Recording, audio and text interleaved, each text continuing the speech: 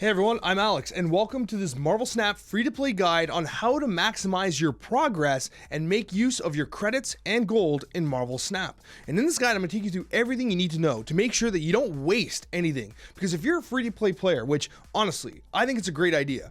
I literally did a video, which I'll link at the end of this one, where I talked about the free-to-play mechanics of this game and how I think they're absolutely fantastic. I think free-to-play is the best way to play Marvel Snap. But there's a few things you need to know. I've been playing since early beta. I've been playing thousands of hours. And so there's some things that I can tell you to help you with regards to maximizing your credits and maximizing your progress. So let's get started. The first thing you need to know, and it seems obvious, but the first thing you need to know is that every single day at, 11 p.m. Eastern Standard Time near Toronto, basically, you get 50 free credits just for logging in and clicking this button right here, which I've already clicked, but anyways, you get credits. Get them. Don't forget that's 50 credits. And it's important that you do that every single day, or else what ends up happening is that you just leave credits to the wayside. And credits are so important because they are what you use to upgrade your cards and progress in your collection system. You want more cards, don't you? Well, the way you get more cards is by having more credits and spending those credits on upgrading your cards. With that being said, the biggest jabait in this game, and my tip number 2, is absolutely do not ever use the fast upgrade option. And you might be thinking, Alex, why is one of the 10 tips you're giving me today don't use a fast upgrade option? That seems so convenient. It's so convenient. But here's the thing. If you're a free-to-play player, you want to stretch every credit to the furthest possible distance. You want to make sure that every credit works for you, okay? And the honest truth is that when you do the fast upgrade system, you're basically wasting credits. You're paying 5 credits for every booster. Why the hell would you do that? Do you know how to get boosters? You get boosters by playing. You get boosters by playing for free. So why the hell would you trade your credits, which basically you cannot earn for free nonstop? They're fine. You do earn quite a bit. I'll talk about some ways to do that. But this fast upgrade shop sucks so bad for free-to-play players. It is the biggest debate because you are going to waste so many credits for no reason. You will never be stuck on boosters if you play the game. You'll have so many boosters you won't know what to do, but you will not have credits. You won't have credits. You'll have boosters, but you won't have credits, and you won't be able to upgrade your cards. This is garbage. Do not do it. It is a complete and utter jabait. The other thing worth noting is don't hoard your credits. This is my tip number 3. Don't hoard credits. What you actually want to do is you want to spend your credits. Because see this collection here? You get credits as you move up the collection. 50, every 10 or so, or whatever the hell it is. I don't know, 12. And then you get boosters. Yay, boosters. I told you the boosters suck. But what you really want are the cards. You want to unlock the new cards in pool 3, 4, and 5. You want the cards. You want the tokens to unlock the cards that you want. This is what you want to do. You want to progress along this track. You want the variants because they're just so damn cute. But you absolutely do not want to spend your money in the fast upgrade place. You want to upgrade your cards. You want to actually use your credits. Don't hoard them. Put them to work for you, or else you're gonna find yourself kind of stagnating in the game and not making progress, and you're gonna get bored. I promise you're gonna get bored, and it's gonna get really sad. Spend your credits. Plus, there's a 5,000 credit cap, and once you get to 5,000, you can't collect any more. You have to spend them. The next tip I gotta give you is never, ever, ever underestimate the value of your daily missions. Always complete your daily missions. There are 6. They're so easy to do. You just play the game. I actually got to give the team so much credit because when you play Marvel Snap, you complete these credits. You just do. You complete these missions, you get the credits, and every 8 hours, so 3 times a day, you get one normal quest worth 50 credits and 25 battle pass experience, and you get one that's worth 100. So 150 credits per 8 hours, okay? 450 credits a day for free. That's pretty damn good considering how much you have to pay to get 450 credits. It's pretty expensive, honestly. So, you get a lot for free. You just got to do it. You got to do it. And anytime for instance, if you're going to bed and, maybe you make sure there's only 2 of 6 left, because maybe you sleep, you work, and this and that, and you come back, and now they've been replenished to 6 of 6. Never go to bed or leave it so that it is essentially full, because you want to make sure that every time the missions refill, it refills those empty slots. Those are just free credits for you, okay? And the season pass experience isn't too shabby either.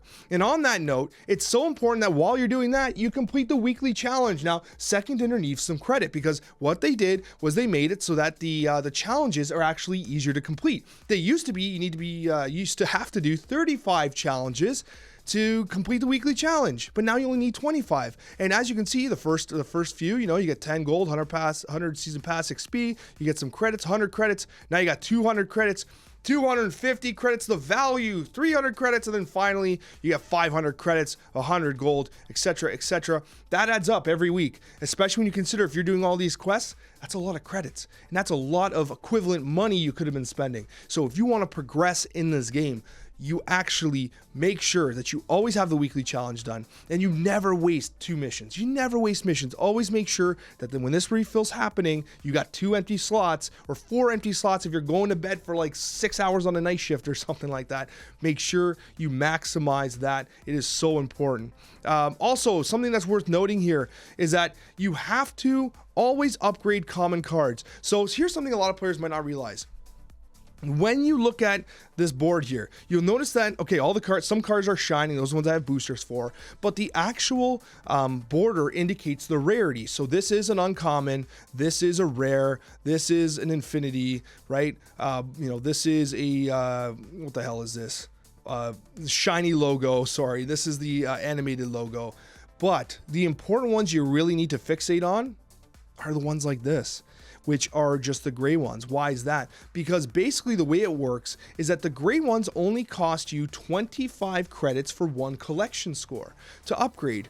And the other ones cost you, so if you want to upgrade, they cost you 50 per collection level. So if I want to upgrade Yellow Jacket, it costs me for 2 collection level costs me 100 credits. And do I actually have a comment? Whatever. Oh, Nova, I must have. So Nova's here. Yeah, it's here. It's a perfect example. Nova.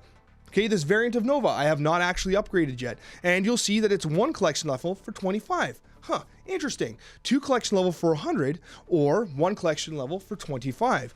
That indicates to me that when you upgrade from common to uncommon, you actually get double the value. For the 25 credits, you get 1 collection level. Every other time, it costs you 50 credits per collection level. So always make sure, if you want to extend your progress, that you always upgrade these gray bordered cards, because they are the ones that are giving you the most bang for your credits.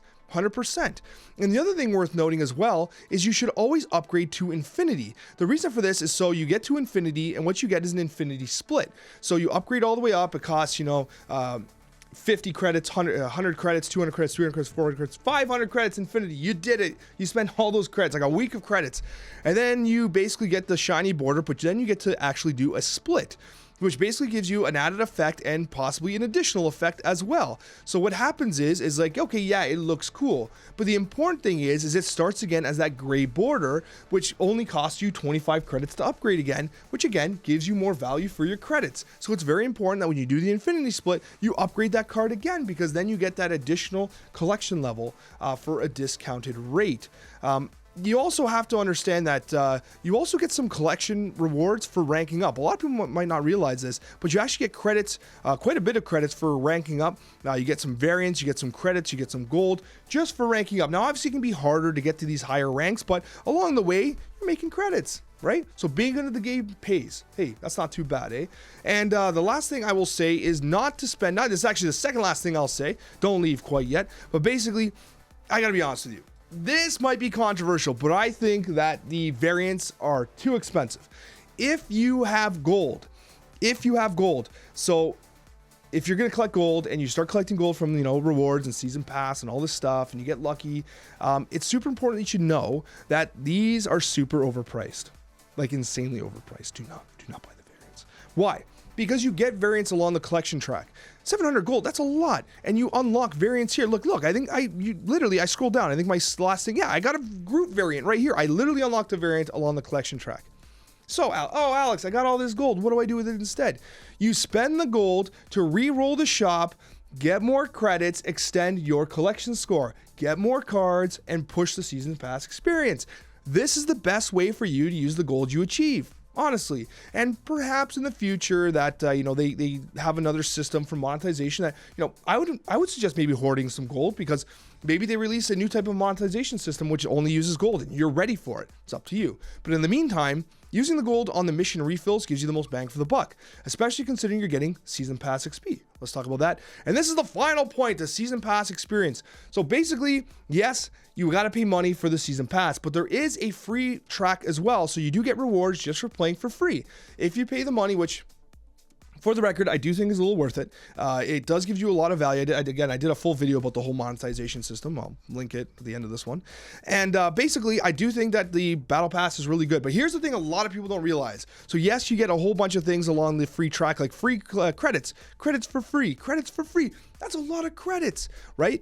And then what happens is once you get to level 50, you get these season caches, which contain cosmetics. So they have like a 5% chance for a variant, and they contain boosters, which are like crap, let's be honest. Boosters, but they have gold and they have credits in there, right in these season caches. And whether you are a free player or you're a player that's paid $1 million, you get to unlock these, right? And there are lots of them. Look at this.